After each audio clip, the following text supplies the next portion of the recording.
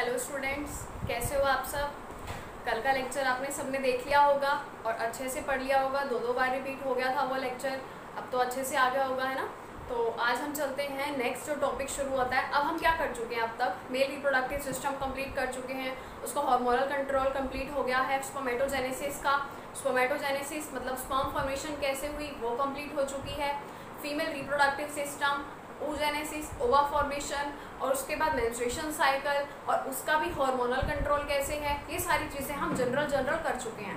अब बात ये है कि गैमीट्स तो बन गए हैं, स्पर्मेटोजेनेसिस से स्पर्म की फॉर्मेशन करनी आ गई है कि अच्छा ऐसे ऐसे होता है। oogenesis की हेल्प से ओवा फॉर्मेशन पता चल गई कि चलो ऐसे ऐसे होता है। अब होगा क्या, फ्यूजन करवाने का टाइम आ गया। मतलब अब क्या है हमारे पास, आज का टॉपिक फर्टिलाइजेशन है। तो चलिए शुरू करते हैं। देखो, फर्टिलाइजेशन की बात करनी है। फर्टिलाइजेशन का क्या मतलब है, यहाँ पे fusion of gametes, fusion of male and female gamete, यही मतलब है fusion of male and female gamete का। तो मेल गैमेट यहाँ पे कौन होता है, स्पर्म होता है, और फीमेल गैमेट कौन होती है, ओवा। इन दोनों का क्या होगा, फ्यूजन होगा। बना क्या, ऑफस्प्रिंग बना। ऑफस्प्रिंग या फिर मैं इसको क्या बोल देती हूँ, जाइगोट बोल दूंगी। ठीक है, किसी बुक में ये लिखा होगा, किसी बुक में ये लिखा होगा। दोनों के फ्यूजन से, दोनों गैमीट्स के फ्यूजन से क्या हुआ, जाइगोट बन गया। अब क्या होता है कि जनरली ये गैमीट फ्यूजन भी बोल देते हैं इसको, या फिर इसको क्या बोल देते हैं, जर्म सेल का फ्यूजन बोल देते हैं। मैंने बताया था जब स्टार्टिंग हुई थी इस चैप्टर की, तब बताया था हर इंडिविजुअल में एक एक जर्म सेल होती है। मेल की जर्म सेल को स्पर्म बोलते हैं, फीमेल की जर्म सेल को ओवा बोलते हैं। या तो जर्म सेल फ्यूजन बोल सकते हैं, और या फिर इसका नाम क्या हो जाता है, सेक्स सेल फ्यूजन, क्योंकि जर्म सेल का दूसरा नाम सेक्स सेल होता है। तो फर्टिलाइजेशन हो गई। फर्टिलाइजेशन फिर से मैंने ये वाली चीज भी बताई थी कि इंटरनल फर्टिलाइजेशन क्या होता है, अगर ये फ्यूजन जो है इनसाइड द फीमेल बॉडी हुआ, मतलब फीमेल बॉडी के अंदर जाके स्पर्म जो है वहां रिलीज हुआ, तो क्या हुआ, इंटरनल फर्टिलाइजेशन। एक्सटर्नल फर्टिलाइजेशन का क्या मतलब है, अगर आउटसाइड द फीमेल बॉडी हुआ। आउटसाइड द फीमेल बॉडी किस केस में होता है, फ्रॉग के केस में होता है। ठीक है, फ्रॉग में बिल्कुल ऐसा ही रहता है। इंटरनल फर्टिलाइजेशन, फीमेल बॉडी के अंदर जो है स्पर्म और ओवा का फ्यूजन हो गया, मतलब जो सेमेन है वो रिलीज कहाँ हुआ था, फीमेल बॉडी के अंदर हुआ। एक्सटर्नल के टाइम पे सेमन बाहर ही रिलीज हो गया, बाहर ही इजैक्यूलेट हो गया वाटर बॉडी के अंदर। मतलब मैंने एग्जांपल इसमें फ्रॉग दिया है आपको। तो ये चीज है, ये फर्टिलाइजेशन हो गई। अब फर्टिलाइजेशन के बाद क्या होता है, फर्टिलाइजेशन के बाद की बात करती हूँ। जैसे हम तो ह्यूमन रिप्रोडक्शन पढ़ रहे हैं, तो ह्यूमन रिप्रोडक्शन में होता क्या है, जब वहां से मेल है, ये फीमेल है, फीमेल के अंदर जाके इजैक्यूलेट होगा, है ना, मतलब फीमेल के अंदर जाके वहां से रिलीज होगा स्पर्म सारा। अब जब वो मेल रिप्रोडक्टिव सिस्टम वाला डायग्राम अगर आपको याद हो, तो वहां पे क्या हुआ था, टेस्टिस के अंदर जब स्पर्म की फॉर्मेशन हो गई थी, तो वास्ट डिफरेंस उस स्पर्म को लेके आई थी, और सेमिनल वेसिकल से और प्रोस्टेट ग्लैंड से उसको न्यूरिशमेंट मिला था। तो जब न्यूरिशमेंट मिलता है, पता नहीं मैंने ये बात बताई है वहां या नहीं बताई, जैसे ही वास्ट डिफरेंस से स्पर्म आ रहा होता है, सेमिनल वेसिकल और उधर प्रोस्टेट ग्लैंड से न्यूरिशमेंट मिलता है, तब वो लिक्विड फॉर्म में हो जाता है, मतलब वो सेमन बन जाता है। ठीक है, तो जैसे ही सेक्सुअल इंटरकोर्स होता है, मतलब ड्यूरिंग पॉपुलेशन या ड्यूरिंग रिप्रोडक्शन, एक मेल और फीमेल का जब सेक्सुअल इंटरकोर्स चल रहा है, फिजिकल कॉन्टेक्ट चल रहा है, सेक्सुअल कॉन्टेक्ट चल रहा है, तब क्या होता है, वहां पे 2 to 3 ml जो है, 2 to 3 ml सेमन रिलीज हुआ है। ठीक है, जिसमें से 200 to 300 मिलियन स्पर्म्स अंदर फीमेल की वेजाइनल ट्यूब में पहुंचे हैं। ठीक है, 200 to 300 million sperm, 200 to 300 million sperm वहां पे पहुंचा है। अब इसमें से क्या बोलती हूँ मैं लास्ट में, कि 400 to 500 स्पर्म की कैपेबिलिटी होती है कहाँ पे जाने की, फैलोपियन ट्यूब में जाने की। हमने फीमेल रिप्रोडक्टिव सिस्टम में पढ़ा था ना कि जब स्पर्म जो है वेजाइनल ट्यूब से, सर्वाइकल कैनाल से एंटर हुआ, यूट्रस को क्रॉस करता हुआ फैलोपियन ट्यूब में चला गया, याद होगा वो डायग्राम भी। तो वहां पे सिर्फ 400-500 स्पर्म का काउंट ही पहुंच पाता है, जबकि एंटर कितना हुआ था, 2 to 3 ml सेमन, जिसमें से स्पर्म कितना था, 200 to 300 मतलब मिलियन। इतना सारे स्पर्म में फैलोपियन ट्यूब में सिर्फ इतना सा क्यों पहुंचा, इसका क्या रीजन है, चलो ये बातें तो लगा लो कि अलग हो गई, मतलब लगभग लगभग काइंड ऑफ सेम वाली चीज, बट ये तो बहुत ही अलग हो गया काम धाम। यहाँ पे 200 से 300 मिलियन इतना सारा स्पर्म जो है यूट्रस के अंदर पहुंचा था, वेजाइनल ट्यूब में डिपॉजिट हुआ था ड्यूरिंग सेक्सुअल इंटरकोर्स, बट सिर्फ 400-500 स्पर्म जो है फेलोपियन ट्यूब में पहुंचे, और जिसमें से सिर्फ एक स्पर्म जो होता है उसका फ्यूजन होता है ओवा के साथ, सिर्फ एक स्पर्म का, जिससे बनता है जाइगोट। इसका रीजन क्या है?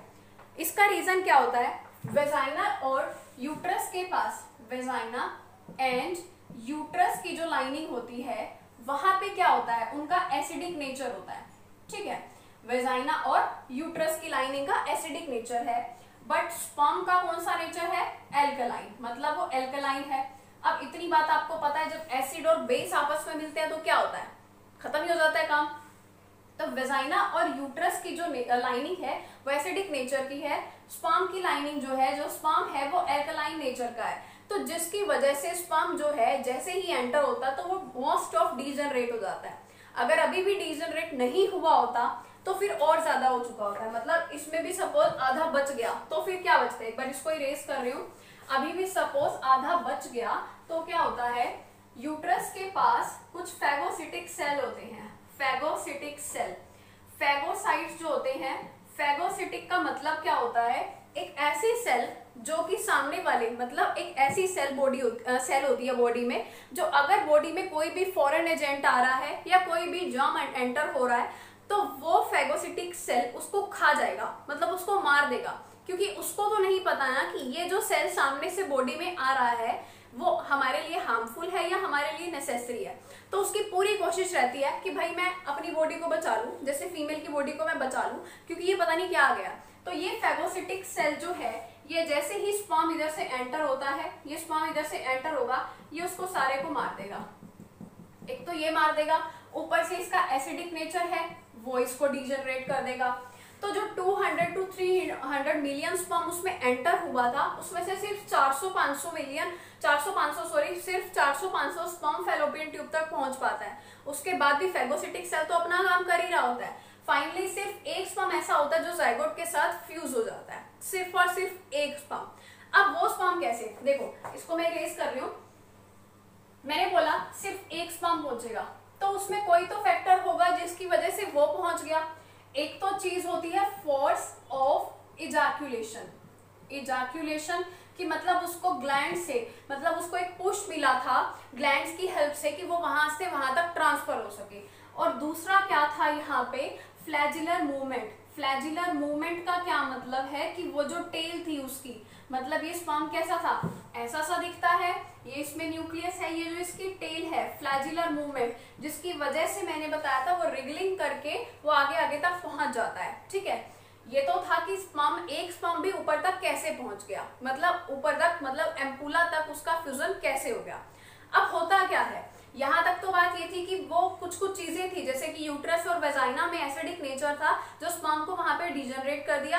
अदरवाइज यूट्रस के पास फैगोसिटिक सेल थे, उन फैगोसिटिक सेल ने क्या किया, उसके अंदर चीजों को कुछ खा लिया, ठीक है। अब मैं क्या कर रही हूँ, एक एक्सेप्शन बताने वाली हूँ आपको। एक्सेप्शन क्या है यहाँ पे, देखो एक्सेप्शन क्या है, एक स्टार फिश का एग्जाम्पल दे रही हूँ। स्टार फिश में क्या होता है, ह्यूमन बीइंग जैसा नहीं होता, ये एक्सेप्शन है जो एक पता नहीं कौन से ईयर में, एक ईयर में क्या हुआ था कि इसका एमसीक्यू क्वेश्चन आया था नीट में। हुआ क्या था, इस स्टार फिश में फर्टिलाइजिन और एंटी फर्टिलाइजिन का कॉन्टेक्ट होता है, फर्टिलाइजिन एंड एंटी फर्टिलाइजिन, इसका कॉन्टेक्ट हुआ। अब फर्टिलाइजिन मतलब यहाँ पे स्पर्म एंड एग का फ्यूजन ही हो रहा है, एंटी फर्टिलाइजिन फर्टिलाइजिन, स्पर्म का फ्यूजन ही हो रहा है। फर्टिलाइजिन जो रिलीज हो रहा है, फर्टिलाइजिन होता क्या है, दैट इज ग्लाइकोप्रोटीन, ठीक है। फर्टिलाइजिन क्या होता है, ग्लाइकोप्रोटीन होता है, जो कि रिलीज कहां से हुआ, एग से रिलीज हुआ।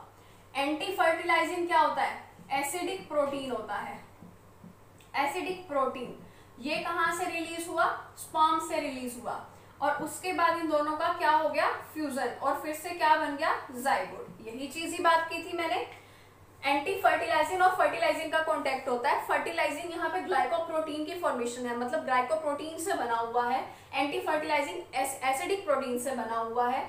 ये आया स्पर्म से, ये आया एग से, इन दोनों का फ्यूजन हो गया।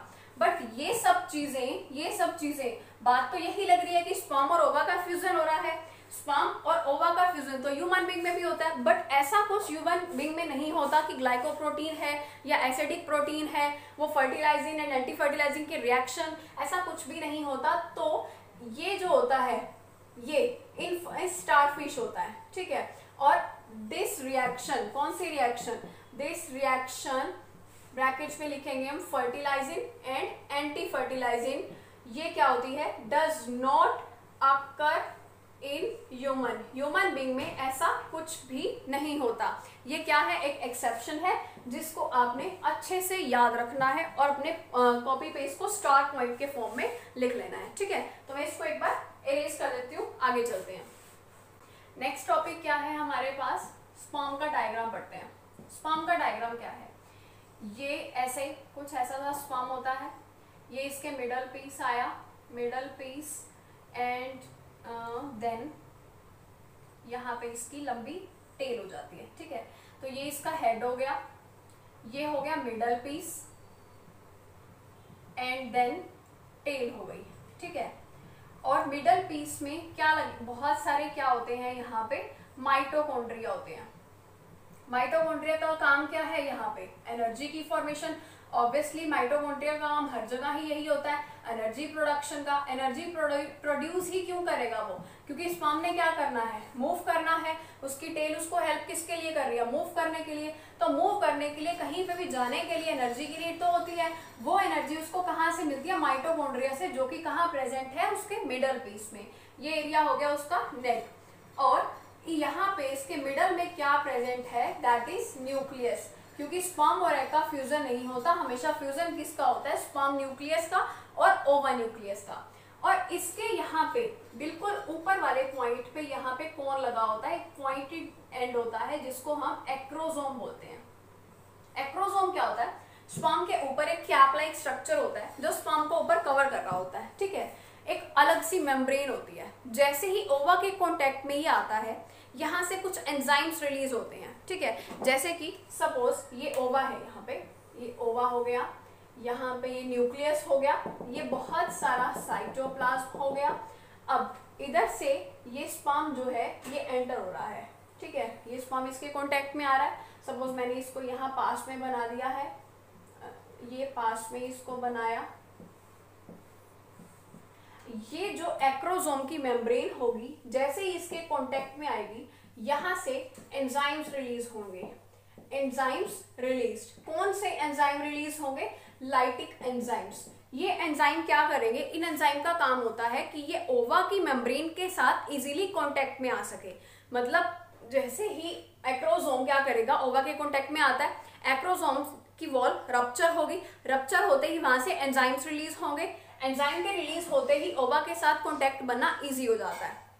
बट जब स्पर्म ओवा के कांटेक्ट में जाना लगता है, जैसे ये स्पर्म है, यहाँ से ये ओवा जा रहा है, ये न्यूक्लियस है, जैसे ही पता चलता है, ऑब्वियसली बॉडी में हलचल हो जाती है, मतलब एक पता चल जाता है कि अच्छा स्पर्म कांटेक्ट होने वाला है, तो क्या होता है, सारा का सारा साइटोप्लाज्म उस जगह पे आके इकट्ठा हो जाता है, यूनिडायरेक्शनल में हो जाता है।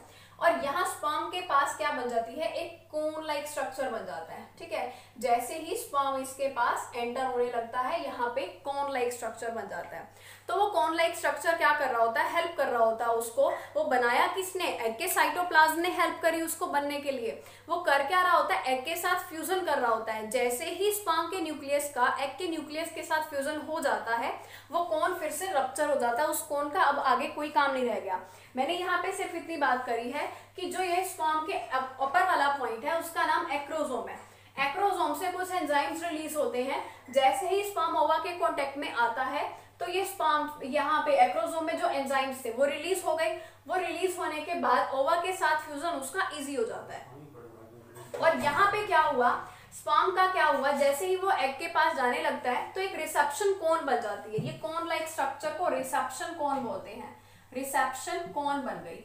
ये कोन लाइक स्ट्रक्चर क्या करेगा, हेल्प करेगा, हेल्प्स टू कॉन्टेक्ट विथ ओवा। ओवा के साथ इसका कॉन्टेक्ट बनने में इसको हेल्प मिलेगी, ठीक है। और जैसे ही उसका कॉन्टेक्ट हो जाएगा तो रिसेप्शन कोन जो थी वहां से वो फिर से क्या हो जाएगी, अपने आप से रप्चर हो जाएगी, अपने आप से साइड पे हो जाएगी। तो इस तरीके से स्पर्म का ओवा के साथ फ्यूजन होता है, ठीक है। इसके बाद क्या होता है इसमें कि जैसे ही स्पर्म ओवा के अंदर जा रहा है तो अब टेल का क्या होगा, टेल का तो कोई काम नहीं है, न्यूक्लियस का काम है। न्यूक्लियस ने ओवा के साथ फ्यूज होना है, ओवा के न्यूक्लियस के साथ फ्यूज होना है। अब टेल का क्या काम है, वहां पे टेल तो साइड पे रहेगी। जनरली जो बाकी एनिमल्स में होता है, बाकी एनिमल्स में क्या होता है, जैसे ही स्पर्म एंटर होता है टेल क्या रह जाती है, बाहर रह जाती है, मतलब डीजनरेट हो जाती है। लेकिन स्पर्म जब ह्यूमन बीइंग की बारे अगर हम बात करते हैं, ह्यूमन बीइंग में ऐसा कुछ नहीं होता। ह्यूमन बीइंग में स्पर्म भी है, उसके साथ ही मतलब जो स्पर्म के एंट्री हो रही है तो टेल साथ में जाती है, बट एंट्री के बाद वो साथ के साथ डिसॉल्व हो जाती है, मतलब वहीं की वहीं अपने आप ही एंट्री में डिसॉल्व हो जाएगी। वो कुछ ना तो नुकसान करने वाली है वहां पे और ना ही कुछ एक्स्ट्रा वहां पे कोई रिएक्शन करने वाली है, क्योंकि वो जो फैगोसिटिक सेल होते हैं वो सारा का सारा वैसे ही काम खराब कर चुके होते हैं, तो टेल की नीड तो पड़ती नहीं, तो वो अपने आप से डिसॉल्व हो जाती है वहां पे और न्यूक्लियस का न्यूक्लियस के साथ फ्यूजन हो जाता है, ठीक है। तो ये फर्टिलाइजेशन वाला पार्ट कंप्लीट होता है। मैंने आज आपको सिर्फ इतनी सी बात पढ़ाई है कि फर्टिलाइजेशन होता क्या है, गैमेट का फ्यूजन होता है, स्पर्म और ओवा का फ्यूजन या तो इंटरनली होगा या एक्सटर्नली होगा। इंटरनली होगा मतलब फीमेल बॉडी के अंदर होगा, एक्सटर्नली का क्या मतलब है कि फीमेल बॉडी के आउटसाइड पे उसका फ्यूजन हो गया है, ठीक है जी। अब फ्यूजन होने के बाद क्या होता है कि या तो वो चीजें जो है मतलब किस तरीके से काम करेगी, फ्यूजन हो गया है, चलो जी इंटरनल फर्टिलाइजेशन हो गई, एक्सटर्नल फर्टिलाइजेशन हो गई, बट फर्टिलाइजेशन के टाइम पे स्पर्म कितना और कैसे एंटर हुआ था, 200 to 300 मिलियन स्पर्म होता है, जो कि एक सेक्सुअल इंटरकोर्स में, जस्ट वन सेक्सुअल इंटरकोर्स, जैसे ही फीमेल और मेल जब फैमिली प्लानिंग करते हैं एक सेक्सुअल इंटरकोर्स के टाइम पे 200 to 300 million sperm vaginal track पे जाके, वेजाइनल ट्यूब में जाके डिपॉजिट हो जाता है, बट सिर्फ 400 से 500 स्पर्म ऐसा होता है जो फेलोपियन ट्यूब में पहुंचता है। फेलोपियन ट्यूब में क्यों वो इतना सा पहुंचता है, क्योंकि एसिडिक नेचर होता है किसका, यूट्रस और वेजाइना का। वेजाइना और यूट्रस टेक का एसिडिक नेचर है और बाकी जो स्पर्म है उसका क्या नेचर है, एल्कलाइन है। तो उस वजह से एल्कलाइन नेचर वाले स्पर्म जो है वो डीजनरेट हो जाता है। पहली बात तो वहां से डीजनरेट हो जाएगा, बट इन केस वो नहीं भी हुआ तो क्या होता है, वहां पे यूट्रस का फैगोसिटिक नेचर होता है, मतलब सेल्स को खा जाता है। जो भी उसको लगता है कि ये फॉरेन एजेंट है वो उसको मार डालता है वहीं पे, क्योंकि उसको नहीं पता ना कि वो हार्मफुल है और नेसेसरी है, वो उसको मार देगा। तो सिर्फ एक ही स्पर्म बचता है जो कि ओवा के साथ फ्यूज होता है। फ्यूजन होने के लिए क्या चाहिए होता है, ये एक्रोसोम की रिएक्शन चलती है वहां पे। एक्रोसोम कैसे कि यहाँ से एंजाइम्स रिलीज होंगे, एंजाइम रिलीज होते ही यहाँ पे रिसेप्शन कोन बन जाएगी। रिसेप्शन कोन कौन बनाने में हेल्प करता है, ये एग का साइटोप्लाज्म एक जगह पे इकट्ठा हो जाता है, कोन बनती है, रिसेप्शन कोन ओवा के साथ कॉन्टेक्ट पे होने में उसको हेल्प करती है, ठीक है। और इसके अलावा मैंने आपको एक एक्सेप्शन बताई, क्या एक्सेप्शन बताई, स्टारफिश की, कि स्टारफिश में भी होता स्पर्म और ओवा का फ्यूजन ही है, बट उसमें एक फर्टिलाइजिन और एंटी फर्टिलाइजिन नाम की एक रिएक्शन होती है। जो फर्टिलाइजिन है that is made up of या दैट कंटेन्स ग्लाइकोप्रोटीन, वो ग्लाइकोप्रोटीन किसने दिया, एग ने दिया। बट जो दूसरा है एंटी फर्टिलाइजिन, मतलब यहाँ पे ये याद रखना कि फर्टिलाइजिन कौन है, एग है, एंटी फर्टिलाइजिन कौन है, स्पर्म है, इतनी बात तो याद रह जाएगी। बट फर्क क्या है यहाँ पे कि जो फर्टिलाइजिन है दैट कंटेन्स ग्लाइकोप्रोटीन जो एग से मिल रहा है उसको, और anti fertilizin contains acidic protein जो किससे मिल रहा है, that is release from the sperm. तो उस अकॉर्डिंग ग्लाइकोप्रोटीन और एसिडिक प्रोटीन का फ्यूजन हो जाता है, मतलब फर्टिलाइजिन और एंटी फर्टिलाइजिन की रिएक्शन हो जाती है। होता स्पर्म और एग का फ्यूजन ही है, but kind of indirectly fusion होता है, क्योंकि ग्लाइकोप्रोटीन और एसिडिक प्रोटीन बीच में आ गए और फर्टिलाइजिन और एंटी फर्टिलाइजिन की रिएक्शन हो गई। और ऐसी रिएक्शन होता स्पर्म और ओवा का फ्यूजन ही है ह्यूमन बीइंग में, बट ऐसी कोई रिएक्शन नहीं होती बॉडी में ह्यूमन बीइंग की कि फर्टिलाइजिन है या एंटी फर्टिलाइजिन है या ग्लाइकोप्रोटीन है या एसिडिक प्रोटीन है। That is only and in the starfish. ये आपको अच्छे से याद रख लेना, क्योंकि किसी भी पेपर में एमसीक्यूज में आपको आके अटक सकता है। बहुत अच्छे से याद रख लेना, fertilizin contains glycoprotein and that is released from the egg, and anti-fertilizin contains the acidic protein and that is released from the sperm। ठीक है, ये चीजें याद रखनी है। एक चीज मैं आपको बतानी शायद भूल गई हूँ, या अब मेरी बात ध्यान से सुन लो, मैंने बताया या नहीं बताई, मुझे एकदम से याद आ गई है। ये देखो, मैंने एक बार बताया था आपको, जिसकी मैंने यहाँ पे बात की थी, एक लिप लाइक स्ट्रक्चर की बात की थी फीमेल में, है ना। ये लिप लाइक स्ट्रक्चर था, ये लेबिया मेजोरा था आउटर वाला, ये कौन सा था, लेबिया मेजोरा, और अंदर वाला क्या बताया था, लेबिया माइनोरा, माइनोरा बताया था, और ऊपर वाला क्या था यहाँ पे, मॉन्स प्यूबिस, यही बताया था। और लेबिया मेजोरा के बाहर भी कौन से थे, हेयर्स प्रेजेंट थे, सारे के सारे हेयर्स थे यहाँ पे, ठीक है। और यहाँ पे क्या था, यहाँ पे इस जगह पे आके ऑरिफिस प्रेजेंट थे। यहाँ पे इस एरिया में तो कौन आ गया, इस एरिया में वेस्टिब्यूल, यहाँ पे वेजाइनल और urethral orifice, and that is vaginal orifice, यही बताया था। अब बात सोचोगे कि मैडम फिर से रिपीट क्यों कर रही है, बहुत इंपॉर्टेंट बात जो कि मैं यहाँ पे रिपीट करने वाली हूँ, वो शायद रिपीट नहीं है। यूरेथ्रल ऑरिफिस, ऑरिफिस मतलब एक ओपनिंग, और यहाँ पे ये कौन सी है, ये है वेजाइनल ऑरिफिस, इतनी बात मैंने बताई थी। उसके बाद मैंने ये बताया था कि इसको ल्यूब्रिकेट करने के लिए ग्लैंड होती है जिसका नाम क्या है, स्किन ग्लैंड। इसको ल्यूब्रिकेट करने के लिए ग्लैंड होती है जिसका नाम क्या है, बैर्थोलिन ग्लैंड, ये बताया था। अब क्या होता है यहाँ पे कि वेजाइनल ओरिफिस के ऊपर एक शीट कवरिंग होती है, ठीक है। जैसे कि ये ब्लू कलर से मैंने मार्क किया, तो मैं एक बात कर रही हूँ कि यहाँ पे ना एक शीट कवरिंग होती है, एक म्यूकस मेम्ब्रेन टाइप से, एक म्यूकस मेम्ब्रेन, ये एक शीट ऐसा सा कुछ लगा लो। इस शीट का नाम क्या होता है, हाइमन नाम होता है, आपने एनसीईआरटी में पढ़ा भी होगा। हाइमन में क्या होता है, हाइमन वेजाइनल ओरिफिस के बाहर की एक कवरिंग, मतलब ऊपर से उसको कवर कर रही है एक म्यूकस मेम्ब्रेन टाइप से। ये हाइमन क्या है, जैसे ही फर्स्ट फिजिकल कांटेक्ट होता है, फर्स्ट सेक्सुअल इंटरकोर्स होता है जब एक मेल और फीमेल के बीच में, तो ये हाइमन क्या है, ब्रेक डाउन हो जाता है। मतलब क्या है, वहां पे वर्जिनिटी जो फीमेल की होती है वो लूज हो जाती है। तो बट ऐसा नहीं होता, ऐसा बुक में लिखा हुआ है या हमेशा से यही माना गया है, बट ऐसा जरूरी नहीं है। मैं ये नहीं बोल रही कि ऐसा नहीं होता, ऐसा जरूरी नहीं है। जनरली ऐसा ही होता है कि जो हाइमन है, जो वेजाइनल ओरिफिस के ऊपर की शीट है, जो ऊपर की म्यूकस मेम्ब्रेन है, उसको हाइमन बोलते हैं। और ये हाइमन क्या होता है, ब्रेक डाउन हो जाता है। हाइमन का क्या हो गया, ब्रेक डाउन हो गया due to first sexual intercourse, ठीक है। ऐसी बात बोली मैंने, बट ऐसा कुछ जरूरी नहीं है। ये ब्रेकडाउन इस वजह से भी हो सकता है कि सपोज कोई फीमेल जो है वो बहुत ही एथलेटिक पर्सन है, या स्पोर्ट्स में बहुत ज़्यादा हिस्सा लेती है, या वो जो हॉर्स राइडिंग होती है ऐसा कुछ करती है, या योगा और ऐसे कुछ टीचर है, योगा कोच है, जिम कोच है, तो उसमें क्या होता है, बॉडी बहुत ज़्यादा टाइम से स्ट्रेच होती रहती है बार बार, ठीक है। या फिर कुछ ऐसा हुआ कि किसी इन्फेक्शन की वजह से, लाइक मतलब इन्फेक्शन तो नहीं मैं कह सकती, मतलब ऐसी कुछ चीज़ यही लगा लो जिसकी वजह से बॉडी जो है बहुत ज्यादा स्ट्रेच हो रही है, ठीक है। स्ट्रेच होने की वजह से क्या होता है कि हाइमन जो है वो बहुत ही थिन और डेलिकेट शीट होती है, क्योंकि वो म्यूकस मेम्ब्रेन टाइप होता है। वो हाइमन उस वजह से भी ब्रेकडाउन हो सकता है। किस वजह से ब्रेकडाउन हो सकता है, पहली बात तो ये कि सेक्सुअल इंटरकॉर्स की वजह से हुआ।